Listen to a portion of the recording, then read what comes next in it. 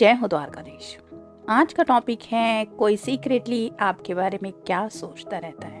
तो ये आपके सीक्रेट क्रश भी हो सकते हैं या आपके ऐसे बिग फैन हो सकते हैं जिन्हें आपके सिवा और कुछ दुनिया में दिखाई नहीं देता। यानी कि वो अपने जज्बा शायद आपको बताने से हिचकिचा रहे हैं, लेकिन आपने भी नोटिस किया होगा कि इस पर्सन के दिल में कुछ तो है आपके लिए। तो ऐसे अगर किसी पर्सन के बारे में आप सोच रहे हैं या सोच रही हैं तो वो क्या सोचते होंगे आपके बारे में, ये जानने की कोशिश करेंगे हम इस रीडिंग से। 12 कार्ड्स लेने वाले हैं हम। शुरुआत करेंगे शफल करके।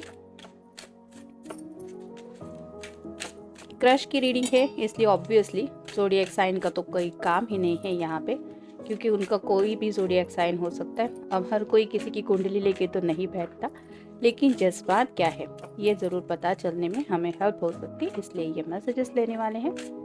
तो देखते हैं कौन से मैसेजेस मिलते हैं हमें।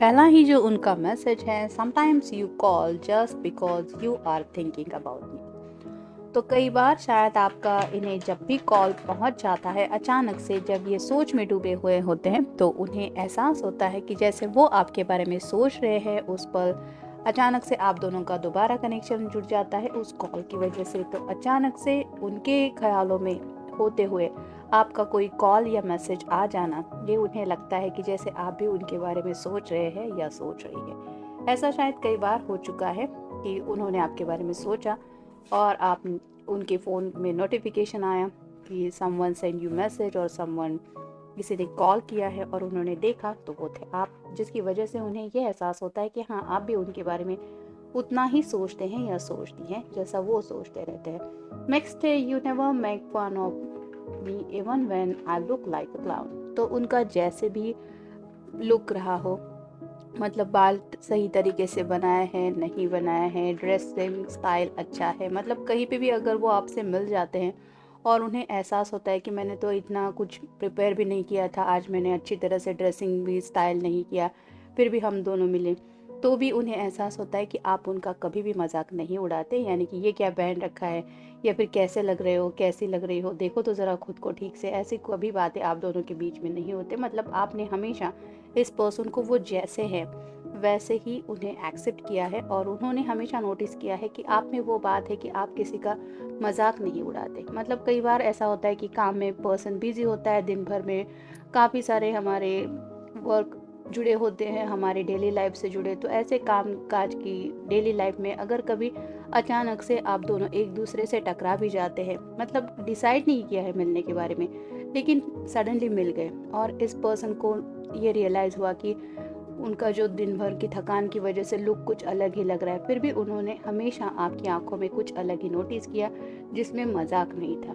कि दूसरों का मजाक उड़ाने वाले काफ़ी सारे लोग होते हैं जिन्हें लगता है कि हम ही बहुत होशियार हैं, या फिर हमें ही बहुत पता है दुनिया की बातें, ऐसी बातों के बारे में वो सोचते रहते हैं जिसकी वजह से वो दूसरों लोगों को इम्पोर्टेंस नहीं देते। लेकिन आप बिल्कुल भी ऐसा नहीं है। Next day, we can talk about everything और nothing, it's always okay with you. तो कई बार शायद ये पर्सन काफ़ी सारी बातें आपसे शेयर करते आए हैं, या फिर हो सकता है आपने इनसे बातें शेयर की है, और कई बार तो आप दोनों के बीच में एक खामोशी भी रही है। मतलब सिर्फ दोनों साथ में चल रहे हैं, या फिर फ़ोन भी शुरू है, कोई भी बात नहीं कर रहा, लेकिन वो खामोशी भी बहुत कुछ कह जाती है इस पर्सन को। वो क्या कहती है ये तो आपको पता ही है। नेक्स्ट है, you let me give you a detailed description of how I spent my day। तो इनका दिन कैसे गया, ये जब भी आपको वो बताते हैं तो उन्हें एहसास होता है कि आपको भी उनके उस दिन के बारे में जानने में काफ़ी ज़्यादा इंटरेस्ट होता है। यानी कि कुछ लोग होते हैं जो बात को सुने ओके, ठीक है, ऐसे बोलते रहते हैं, लेकिन आपका ऐसा बिल्कुल भी नहीं है। मतलब कभी भी अगर इस पर्सन की डेली लाइफ में कुछ प्रॉब्लम्स आ रहे हैं यहाँ पे, या फिर घर में कुछ दिक्कतें हैं, कहीं पे कुछ जॉब फ्रंट पे कुछ प्रॉब्लम हो रही है और उन्हें लग रहा है कि किसी के साथ तो मैं ये सब शेयर करूं, और जब उन्होंने आपको कॉल किया है या फिर मैसेज करके बताया है कि आज का दिन ऐसा रहा, तो आपने उनके दिन को जानने में इंटरेस्ट दिखाया है, क्योंकि आप इस पर्सन के जज्बात समझते हैं या समझती है। अब बाकी के मैसेजेस देखते हैं। 4 मैसेजेस मिल गए, अभी 8 मैसेजेस और बाकी है। You have taught me the meaning of love and sharing. Our world is more complete because of it. तो उन्हें ऐसा लगता है कि प्यार का जो असली मतलब है वो आप ही की वजह से ये पर्सन समझ पाए हैं।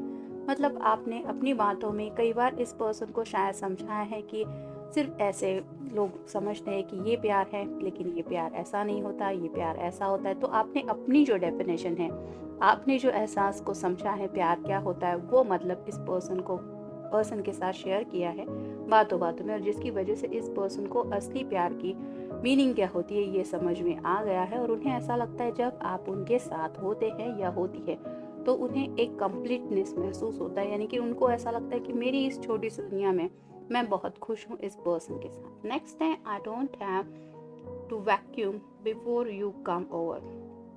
तो जैसे वैक्यूम की बात हो रही है, हो सकता है आप अचानक से कभी कभार इस पर्सन से मिलने गए हैं इसके घर में, तो थोड़ा सा उनके घर में सब मेस वगैरह पड़ा हुआ था, यानी कि सामान यहाँ वहाँ पे बिखरा पड़ा है, कुछ सही से ठीक से नहीं रखा था, लेकिन फिर भी आपने उस पर्सन की फिक्र करते हुए उनसे मिलने के बारे में सोचा। ये बात उनके लिए बहुत खास लगती है। आपने उन बातों के बारे में नहीं कहा कि ये क्या घर रखा है, ये क्या सब कचरा फैला के रखा है, या फिर इस तरह से कोई रहता है क्या। इन बातों से ऊपर आपने सोचा कि मैं इस पर्सन की खबर तो ले लूँ कि वो ठीक तो है। तो आपने उस पर्सन के घर को भी शायद विजिट किया हुआ हो सकता है उनके हालचाल पूछने के लिए। ये बातें उनके लिए बहुत ज़्यादा मायने रखती कि आप आखिर कितने अच्छे इंसान हैं।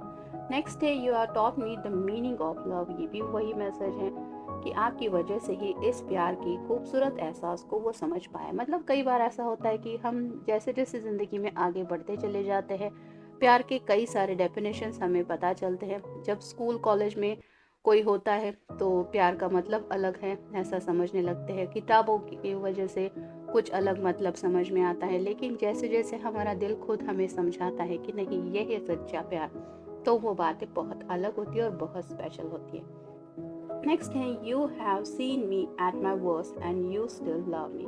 तो उन्हें ऐसा लगता है कि उनका जो सबसे ख़राब दौर था, यानी कि ज़िंदगी का शायद सबसे मुश्किल जो वक्त था, उस वक्त में भी आपने इस पर्सन को देखा है कि किस तरह से उन्होंने उस वक्त का सामना किया, और उसके बावजूद भी शायद आपने इस पर्सन का साथ नहीं छोड़ा। मतलब आप आज भी शायद उनकी परवाह करते हैं, आपको उनकी फिक्र है, और ये बात उन्हें लगता है कि हाँ, इससे बढ़कर तो कोई प्यार की मीनिंग हो ही नहीं सकती, मतलब यही है प्यार। उन्हें ऐसा लगता है कि आपने भले ही उन्हें मैजिकल वर्ड्स नहीं बोल दिए हैं, लेकिन आपकी तरफ से जो परवाह उन्हें महसूस होती है, जो केयर मिलती है, वो उनकी नज़र से प्यार ही है। मतलब उन्हें लगता है कि जैसे वो आपसे प्यार करते हैं सीक्रेटली, वैसे ही आपके दिल में भी उनके लिए जज्बात ज़रूर है। नेक्स्ट है, you never snore while I am talking to.